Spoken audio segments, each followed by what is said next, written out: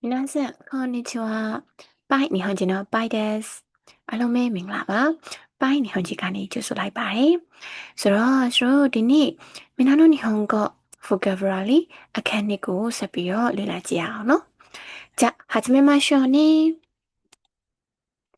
ဆိုတော့အခန်းနှစ်မှာဘာတွေစပြီးတော့တွေ့ရမလဲဆိုရင်ဒါအဲ့ဒါဟိုဟာလို့အရာဝတ္ထုတွေကိုညွှန်ပြတဲ့စလုံးလေးတွေကြည့်ကြမယ်။ဆိုတော့အရင်ဆုံးခ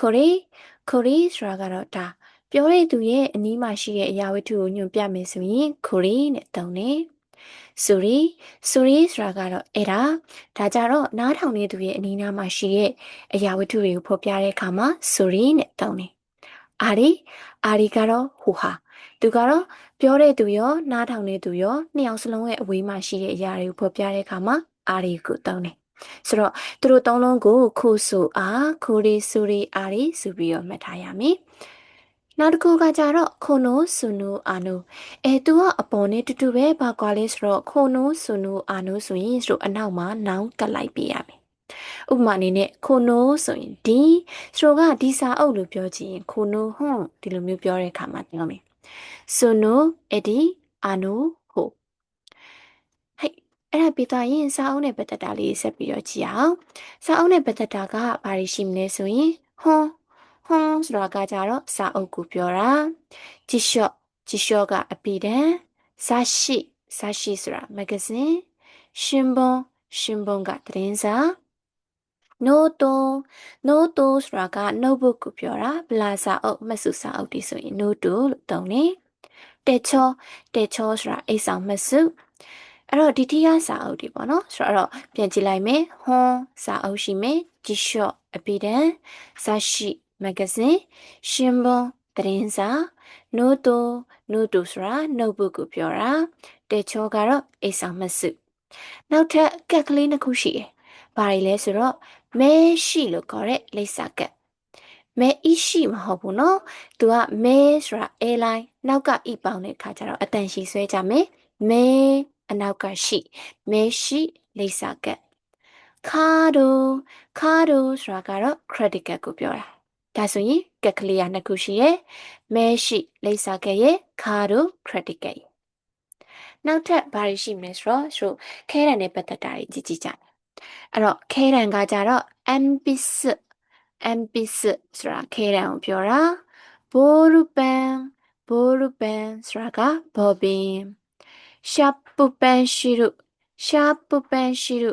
သူကကြတော့ sharp pencil ကနေပြီးတော့အင်္ဂလိပ်တန်ထွက်ကနေလာတာပေါ့နော်ရှာပူပန်ရှိရုဆိုတာကခဲစံဘော်ဘင်ကိုပြောတာဒါကြောင့်မလို့တို့ဒီမှာဆိုရင်ဘာတွေဖြစ်သွားမလဲဆိုရင် MPS ခဲတံရှိမယ်ဘောရုပန်ဘော်ဘင်ရှာပူပန်ရှိရုခဲစံဘော်ဘင်ဆိုပြီးရရှိမယ်နောက်ထပ်တခြားနောင်တွေဆက်ကြည့်အောင်အဲ့တော့ဘာတွေရှိမလဲဆိုရင်ခါကိ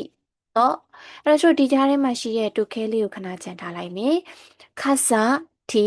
ခါဘန်အိတ်ဆိုပြီးတော့ခါနဲ့စတဲ့နောင်က၃ခုရှိတယ်ခါကိတော့ခါစာတီခါဘန်အိတ်နောက်ထပ်တုခဲကြံခဲ့တဲ့တုခဲဆိုတာကတော့နာယူပြောတာ CD ကတော့အင်္ဂလိပ်တန်ထွက်တိုင်းပဲ CD ပဲဆိုတော့ဒီနောင်လေးတွေရမယ်နော်ကြနောက်ထပ်ဘာတွေပါမလဲဆက်ကြည့်အောင်အဲ့တော့ဒီမှာခတာခနာနဲ့ပဲရေးထားတဲ့နောင်တွေကိုမှတ်ရအောင်ဘာတွေရှိလဲဆိုတော့တဲတဲဘိဆိုတာက TV ကိုပြောတာရာဂျီယိုရေဒီယိုကင်မရာကိုပြောတယ်ကွန်ပျူတာ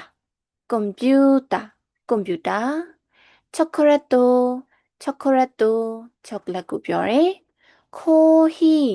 ခိုးဟီဆိုတာကတော့ coffee ဒါဆိုရင်ဒါလေးတွေကခတာခနာနဲ့ရေးထားတဲ့စလုံးတွေဖြစ်တယ်နောက်ထပ်ဘာနောင်းနေကြအောင်လဲဆိုတာကြည့်ရအောင်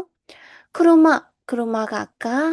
စကူအဲဆိုတာကစပွဲဆိုဒီစာကြည့်စပွဲကိုစကူအဲလို့သုံးတယ်အီစုကတော့ထိုင်ကုန်အဲ့တော့ဒီသုံးခုပြန်မှတ်ရအောင်ခရိုမဆိုတာကစကူအဲဆိုတာကစပွဲအီစုကထိုင်ကုန်အိုမီယာ အိုမီယာကဲကလက်ဆောင်ပြောတာအဲ့တော့လက်ဆောင်ကတော့မီယာကဲပေါ့နော်ဆိုအရှိကအိုလေးကဂျပန်စလုံးတွေမှာဆိုရင်ရေကျေးသမှုနဲ့ပြောတဲ့အခါမှာအိုလေးထည့်ပြောလေးရှိရယ်ဒါကြောင့်မလို့အိုမီယာကဲဆိုတာကလက်ဆောင်နောက်ထပ်ဘာသာစကားနဲ့ပတ်သက်တာဘာတွေရှိမလဲဆိုတော့အေကောဆိုတာကအင်္ဂလိပ်စာနီဟွန်ကောဆိုတာကတော့ဂျပန်စာအဲ့တော့အဲ့ဒီကောနဲ့နီဟွန်ကောမှာပါတဲ့ကောဆိုတာလေးကကြတော့စာဘာသာလို့ပြောရင်ကောနဲ့တောင်းတယ်ဟဲ့ကြနောက်ဆုံးစလုံးလေးဆက်ကြည့်မယ်နန်ဒါကတော့ရို N5 မှာတတိယမြောက်တွေ့ရတဲ့မိကွန်းစလုံးလေးဖြစ်ပါတယ်နန်ဆိုတာကဘာဘယ်ဟာလို့မိကွန်းမင်းနန်နဲ့မိတယ်ဆိုကတော့အဲ့ဒီလိုဒါတွေကတော့အောက်ကဒါ Renshu စီရဲ့စကားပြောနဲ့ပတ်သက်တဲ့စလုံးလေးပေါ့အာနိုဆိုတာကဟူဆိုတခုခုကိုမိကိုအတွက်ကိုကခြေတုံချတုံဖြစ်နေတဲ့အခြေအနေမျိုးမှာဆိုရင်အာနိုဆိုတာကိုသုံးတယ်ဒိုဆိုဆိုတာကကြတော့သူကဘက်စုံသုံးစလုံးလို့ပြောလို့ရတယ်။တရားရောက်ကိုပစ္စည်းတစ်ခုခုပေးပြီးတော့ယူပါလက်ခံပါဆိုရင်လည်းဆိုကဒိုဆိုသုံးလို့ရတယ်။တစ်ခုခုကြွေးပြီးတော့စားပါတောက်ပါဆိုလည်းဒိုဆိုကိုသုံးလို့ရပါတယ်။ so desk ကသူကတော့ဟုတ်လားဆိုပြီးတော့တစ်ဖက်ကိုပြန်ပြီးတော့မိကိုမိတဲ့ခါမှာတုံးတယ်။အဲ့တော့မဟုတ်ဘူးလို့ဖြေချင်တော့ chigaimasu လို့ဖြေ။ဒါဆိုလို့ရှိရင်အခန်း2ရဲ့ focus တွေရမယ်လို့ထင်ပါတယ်။ဆိုတော့ဒါဆိုရင်ဒီနေ့တော့ဒီလောက်ပဲနော်။ဟဲ့နောက်ဗီဒီယိုတွေမှာပြန်တွေ့ကြပါမယ်။じゃあまたね